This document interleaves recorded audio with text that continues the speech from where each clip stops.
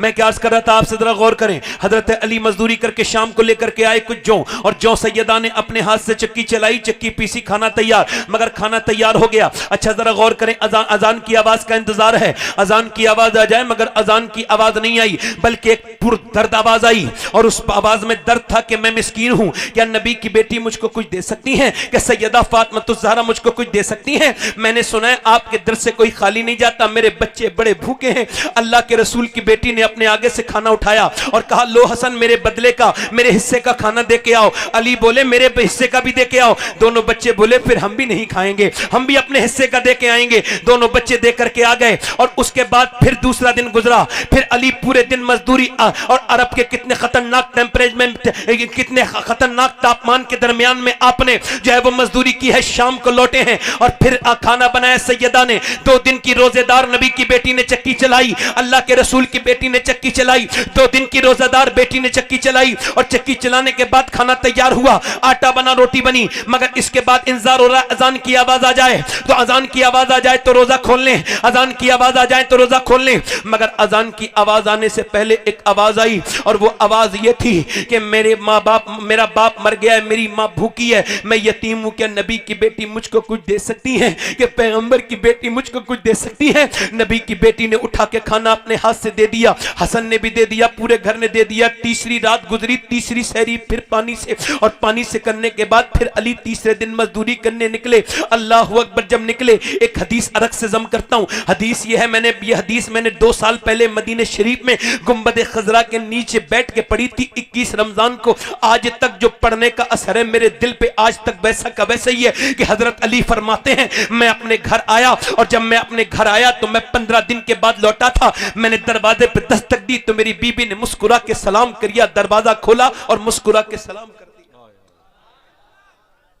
कोई जरूरत नहीं किसी मियां के ताबीज की, कोई जरूरत नहीं कि कोई मुट्ठी में आ जाए मेरा शौहर, कोई मियां ताबीज दे। एक मुट्ठी से जाने वाले काम कर रही हो मेरी बहनों। शौहर जब आए, मनहूस औरतें हैं वो, बदबख्त औरतें हैं वो, बदतमीज हैं वो, जो दूसरों के लिए तो सस्ती हैं, आदमी आए तो मुंह बना के बैठ जाती हैं। वो औरतें क्या समझती हैं, तावीज वाले घर बना देंगे। घर बिगाड़ना तो तुमने खुद शुरू किया है। औरत के मेकअप का सिर्फ इतना मतलब है, और मेकअप का एक मतलब भी समझा दूं।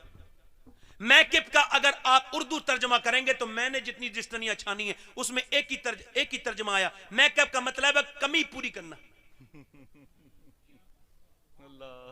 जब कोई औरत बुरिश उठाए तो ये समझ ले कि वो अपने चेहरे की कमी पूरी कर रही है, वो कंप्लीट हुस्न वाली नहीं है। और ये सिर्फ मेकअप इस्लाम में इतना था कि जब मर्द को खुश करने के लिए औरत मेकअप करे। आला हजरत फरमाते हैं कि जब औरत अपने मर्द के लिए मेकअप करती है और अगर मर्द उसे देख के खुश हो जाए तो अल्लाह एक सदके का सवाब अता फरमा देता है। और अगर यही औरत बदतमीज बेशरम बाजारों में निकले, सड़कों पे निकले, तो फिर इस पर लानत है, लानत है इस पर, फिर इस पर लानत है। हजरत अली फरमाते हैं, फातिमा ने मुस्कुरा के, इसका मतलब अपनी बेटियों को यह समझाना, अपनी बहनों को, अपनी बेटियों को, मेरा सुन लेना, ये किसको समझाना है? बीबी से नहीं, बहनों से, और अपनी बेटियों से ये कहना कि ये मेरी बेटियों, सबसे बड़ा जहेज नबी की बेटी की सुन्नत है। जब शौहर घर में आए मुस्कुरा के सलाम कर देना, मेरा दामन पकड़ लो, अगर वो घर बर्बाद हो जाए, उस घर को आबाद होने से कोई नहीं बचा सकता जहां दिन रात फातिमा की सुन्नत अदा होगी। जब शौहर आए तो मुस्कुरा के, जल्दी बोलो मुस्कुरा के, इधर बोलो मुस्कुरा के, मुस्कुरा के सलाम कर दें। हजरत अली कहते हैं मुस्कुरा के सलाम किया, मैं अंदर गया, मैंने कहा फातिमा मुझे कुछ भूख लगी है, सफर से हूं। तो कहते हैं मुझे पानी पेश कर दिया। कहते पानी, मैंने कहा प्यास नहीं, मगर पी लिया पानी, प्यास नहीं लगी थी, भूख लगी है। कहते मैं अंदर चली गई, मैंने कहा खाना लाएं, नहीं आई। जरा गौर करें, धड़कने रोक के सुने, खाना लाएं, नहीं आई। फिर मैंने आवाज दी खाना लाएं, तो नहीं आई। मैंने जब जोर से आवाज दी तो अंदर से रोने की आवाज है। मैं अंदर गया तो दोनों आलम के मालिक मुख्तार की बेटी बैठी भी रो रही। मैंने क्या हुआ, क्या हुआ फातिमा, क्यों रोती हैं? कह लगी अपने शौहर को खाना नहीं दे पाई हूं, आप सफर से आए हैं। कहा क्यों? कि जब आप घर से गए थे तो कई दिन का फाका था, आप घर में आए हैं तो कई दिन से फाका है। ये नहीं कहा रख के चले गए थे क्या, ये कहा कि आपको न देने का अफसोस है खाना। तो कहा आपने मुझे बताया नहीं कि मेरे अब्बा ने जो मुझे रुखसत किया था तो कहा था फातिमा अली से वो मत मांगना जो उनके पास मौजूद ना हो। हजरत अली कहते हैं मैं खड़ा था, बैठ गया, बैठ के रोने लगा। फातिमा तो दिल के हाल जानती है, मेरे पास कुछ नहीं था। मगर फिर उन्होंने रोना शुरू किया तो मैंने कहा आप क्यों रोती?